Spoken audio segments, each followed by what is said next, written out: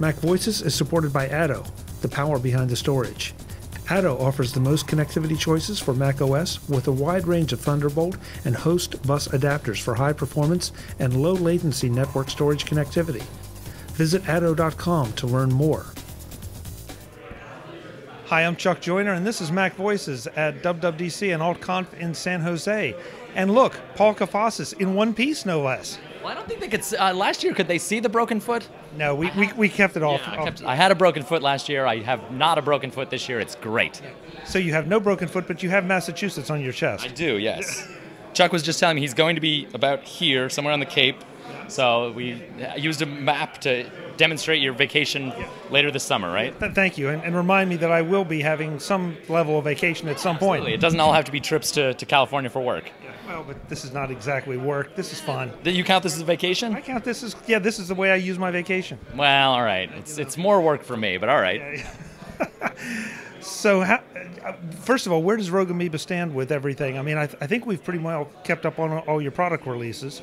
Yeah, so I'm trying to think when I last spoke to you, just a couple months ago. Yeah, and I think that was SoundSource, if I remember. SoundSource, so we had a big update to SoundSource last week, SoundSource 4.1, which added dark mode. So that's only a year behind when Apple released dark mode, but that's okay. I'm trying to think what else is in there. A whole lot of bug fixes. And so that's been a good update just based on all the feedback that we got from people listening to the show, people downloading the first, what is effectively the first version, although it's 4.0. But yeah, so that's our most recent big release. And then this summer we've got all the work to do to support OS 10.15. 15? 10.15, right? That's the next one. 10.15, is that right? Yeah, Catalina. Okay. Yeah, excuse me, Mac OS. Yeah, Mac OS. Sorry, I'm not sorry. iOS. Yeah, you threw me. I'm not thinking Mac OS 15. I'm thinking Catalina. So that leads me right to where I want to go. What do you think about everything that you saw? Ooh. I didn't hate anything. Okay, we'll start with Catalina, of course. Sure. No, I didn't hate anything. There was way too much, so I need to go home and rewatch the keynote and read all sorts of news articles and things and see all the things that I missed when there's a word cloud up there that has 100 words in it and 50 different features that I barely got a chance to glance at. But yeah, nothing looks too different. Everything looks slightly better, as it usually does. I think last year we had this very stark difference with dark mode, and with that, that was a very obvious, this is going to be a very different thing, and everyone's going to update their apps for this, and it will look different. And with this, I don't know that there's anything super obvious that says, okay, this is how you know you're on 10.15 on Catalina. But it like I said, it all looks good. It all looks improved, and I downloaded it. I've run it for about 30 minutes, and I'm waiting to get home and do a little more spelunking and figure out what we need to do. But so far, nothing obvious that's going to be a problem for Rogue Amoeba stuff. No. So yeah, we've poked around in Core Audio in the back end basically, and I certainly shouldn't jinx us, but it certainly looks like in the coming weeks and months we will be able to get the updates we need for 10.15 for Catalina and have the updates out when certainly when the OS ships in the fall, and ideally have something available in July when the public access is opened up. So we'll see, but that's certainly the hope at this point. And how soon will you be ordering your new Mac Pro? It's funny, I've been speaking with a bunch of people this week about the Mac Pro, and just that it's no longer the computer that I need. That the form factor of a tower seems like the thing that you always bought, but now I have a laptop, I have a Mac Mini, and they are both powerful enough to do the things that I need to do. I'm not doing, 1,000 channels of orchestra and 1,000 channels of effects and whatever. I'm not doing anything like that. I'm not streaming 3 different 8K video streams at once, which I'm not even sure what you can see doing that, but I don't work in that field, so sure, maybe it's useful. I'm not doing anything like that, so it's not. So the $6,000 in my pocket will stay in my pocket if I had $6,000 in my pocket. So, what about you? Are you getting a Mac Pro? No, it's kind of the very same reason. I mean, I can get more than enough horsepower out of an iMac Pro, and really even a 5K iMac is fine. Well, so do you have an iMac Pro? No, I do not. So even that's more than you need, more than a lot of people need. And that when that came out, Apple said, this is sort of, it's not the Mac Pro that everyone's waiting for, that we've all been waiting for, but it's a high-end machine that will serve a lot of those people. And my understanding is that Apple pitched the iMac Pro to, you know, a whole lot of people, and when they got the Mac Pro, they said, all right, who was that not enough for? Who do we go to and say, you know, we showed you this iMac Pro, what doesn't it do, and, you know, how can we improve it, and what can we sell you, basically? And that's where you get the Mac Pro from, it's this big a group that needs the iMac Pro, and it's this big a group that needs the Mac Pro. And they found those people, and that's the video people. That's the super high-end video, super high-end audio, and things like that. And I think it's great that the machine exists. It's just I'm not going to buy one. I am a little surprised to hear you say that you have a Mac Mini, though. What size monitor do you have with the Mac Mini? Oh, is it a 27-inch, I think? It's a big monitor. So I got a Mac Mini in October, so the newest one, and the 2018 Mini is pretty powerful. I spent the very first Mini, I think, was $599, $499, something. It was the bring your own everything else. Here's your computer, and this I spent, I think it was $2,200 with. I got a terabyte SSD in there, and a bunch of RAM. I don't know if I maxed it out, but, you know, I spent a substantial amount of money, and that's what I used to spend on a tower. Or, you know, years ago, that's the quantity of money that would buy you a pretty high-end machine, and it still is. It's just not the highest-end machine anymore. Now there's this insane. It's almost like sports cars. Like, you can get a really nice sports car, or you can get a track sports car that costs $300,000 or $1 million, and there are a small number of people that need that for literally driving on a track. You can spend a tenth of that and get a very nice high-end sports car that you can drive on the road and that does everything you need it to. And obviously you can spend even less than that and get a very minimal car. But it's similar that it's good to have this thing to, if you won the lottery, you might buy it. If someone gave it to you, you'd use it. If Apple said, here you go, you'd take it, but that you don't actually need, because you're getting enough out of sort of the middle of the range. And it's forcing you to take a good hard look at that and decide, do I need this? Not want it, but need it. Right, of course, yeah. If someone's giving it to you, you're going to use it. But at $6,000, do you need that much power? Do you need all the extensibility that it has? That's really the question. I'll be very interested to see, we won't see for several months, but what the max price on a Mac Pro is. Because I think the number for the trash can, the tube, was like 20 grand. You could max it out with like the top-of-the-line video card and top-of-the-line RAM, and it was like 20 grand, a phenomenal amount of money. But 1.5 terabytes of RAM is about 20 grand, and that's not Apple RAM, which is a little marked up, as we know. So certainly almost no one is going to buy 1.5 terabytes of RAM, but just the max number you could spend at the Apple Store on this computer it'll probably be $50,000. It might be a lot closer to $100,000 on one machine, and that's something that hasn't been the case for, you know, a long time. Way back when stuff was just not made in volume, maybe. But now, when it's all commoditized, where can you outfit a machine at that price and actually have it be worth it as far as the performance you're going to get out of it? Yeah, sitting in the keynote with the developers at AltConf, you know, you got the sense that, okay, all right, you guys wanted it here, you know, and we just 1.5 terabytes of RAM. Okay, yeah, you know, and now, you know, what you drive 6 right. 4K monitors. Yep. You know, just shut up. Well, but I think they showed the people that are going to use it, and there are, you know, Pixar's going to use it. You know, any huge video studio is going to use it. Composers are going to use it, but the average developer certainly doesn't need it. The average person certainly doesn't need it. So yeah, I guess the one thing I'd say is that the Mini that I got is very powerful. I can't do much with it in the future. I can't add RAM to it. I can't change the hard drive on it.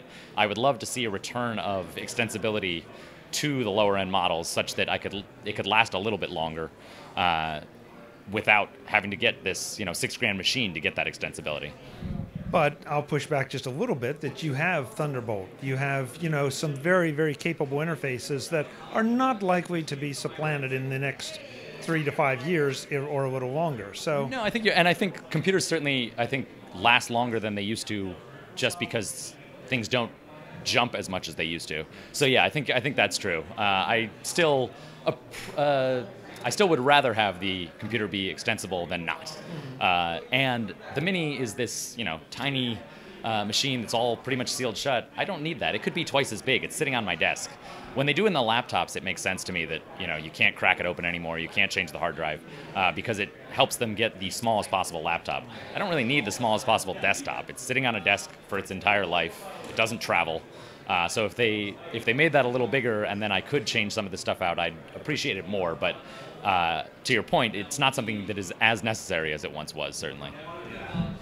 So how about iPad OS? This is another thing that I think is interesting because I feel like it represents an evolution of the iPad in some acknowledged way as to become now more of a productivity machine. I think it's definitely clear that, yeah, just the marketing angle of it is trying to say, this is a different thing than the phone, and it is perhaps a more powerful thing than the phone. It's closer to a computer, a laptop, or a desktop. But at the same time, I'm not sure that we saw the iPad get more features. I'm not sure we saw anything that said, this now is a full-fledged computer that you can use the same way you would use a laptop. And I say that especially because for us, things are locked down on the iPad, and iPad OS versus iOS, it doesn't make any difference. You still have to use the App Store, and we can't get most of our applications into the App Store with the rules and limitations that Apple has. So whatever they call it, that doesn't really change anything. If they are trying to make it more of a productivity machine, like you said,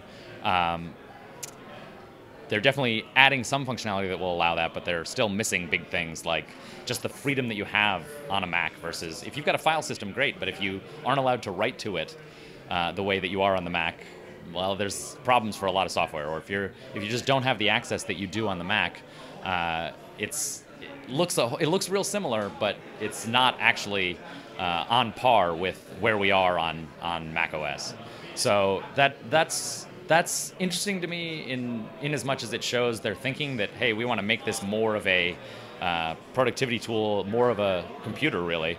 Then the other thing I think about is we started off with iPhone OS, which got shortened down to iOS, and now we have iPad OS.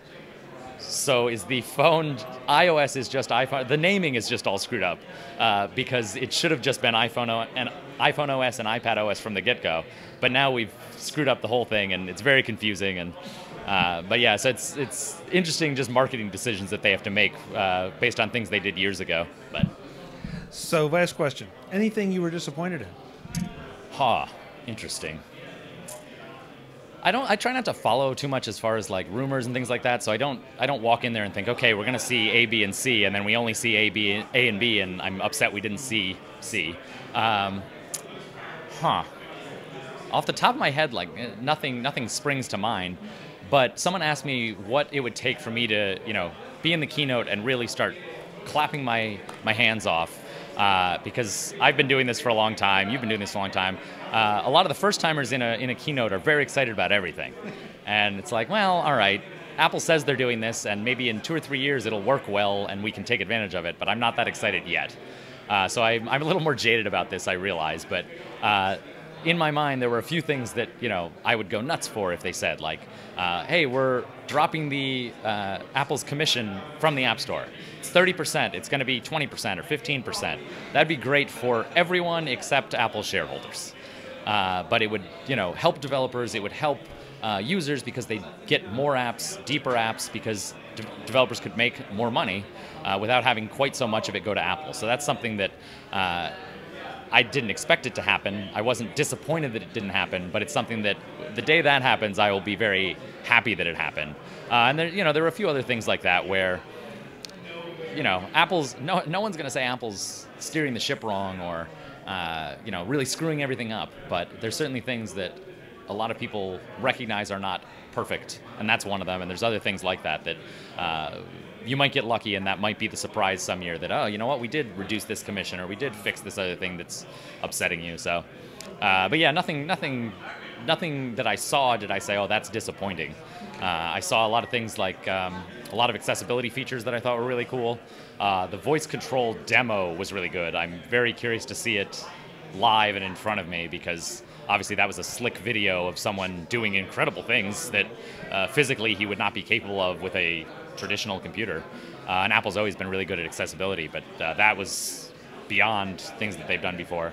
The privacy stuff in there got huge ovations, and rightfully so. I clapped for that. That's something I'm not like super excited, woo privacy, but like you're doing the right thing, and you're helping your users to live their lives in a better way without compromise as far as security goes. So those were, I flipped your question around, I realized, but those were some of the things that I wasn't looking for, but I saw and said, that's really good. You're doing something really good there.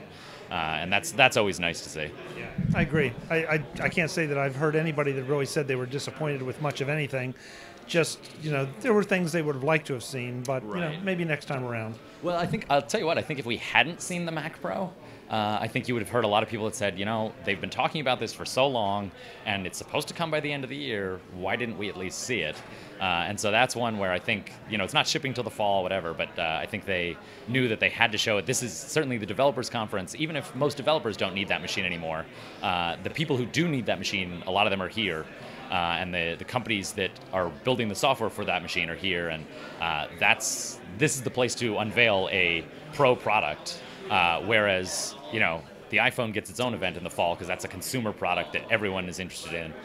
So yeah, that's one where it's like I think they had to do that, and they did, and that worked out well. But yeah, there's nothing in my mind that they should have done that they didn't do, or that I'm expecting them to do in the future, and I don't know why they didn't do it yet. So says Paul Kafasis.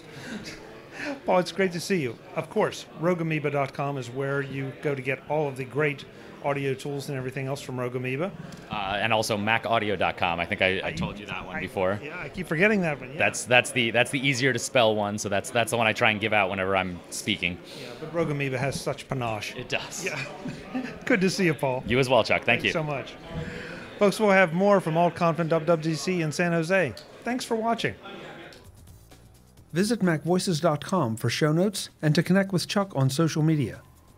Get involved in our Facebook group or like our Facebook page, and get more out of your Apple tech with Mac Voices Magazine, free on Flipboard and on the web. And if you find value in it all, consider supporting us through either our Patreon campaign at patreon.com/MacVoices or by making a one-time donation via the PayPal link on our front page and in the show notes of each episode. You will join these fine people who help bring you Mac Voices.